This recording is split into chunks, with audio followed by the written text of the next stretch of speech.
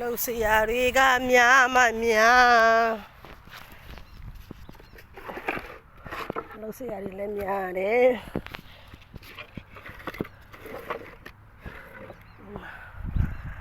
တက်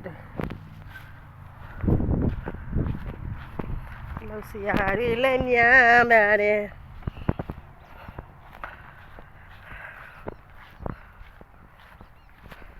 မလေးတခုပြမယ်တိလားမတို့ဟိုဘက်မှာဆိုရင်နေဘက်မှာရွာတွေဘက်မှာဆိုတောင်ယာတွေလှုပ်တဲ့ခါကြရင်လေသူကဘာလှုပ်လဲဆိုတော့အဲ့ဒီအရွက်သူကမိုးကြိုးဆူလို့ခေါ်တယ်ဒဝဲလူနဲ့ဆိုရင်မိုးကြိုးဆူပေါ့အမဆူပင်တို့နဲ့ဒီမှာလေနွယ်တွေနဲ့လေဒီနွယ်တွေကနေပြီးတော့မှဒီကောင်ကြီးစားလို့ရတယ်တို့စရာလည်းလုံးလို့ရတယ်ဟင်းချိုလည်းတောက်လို့ရတယ်ဒီရွက်ဒါတော့ပိန်လို့ပေါ့နော်ပိန်နေလို့ဒီလိုမျိုးတဘဝတက်တာကြည့်ဒါတွေတဘဝဒါပိန်လို့ဝါတဲ့ဟာတွေပြောင်းတယ်တွေ့လားဒီဟာစားလို့ရတယ်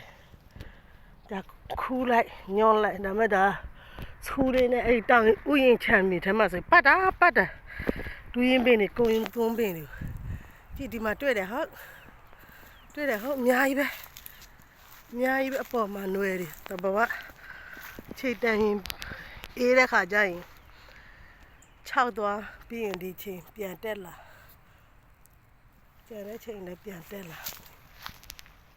โอเคကြည့်အဲ့ဒါခူးစားရမယ်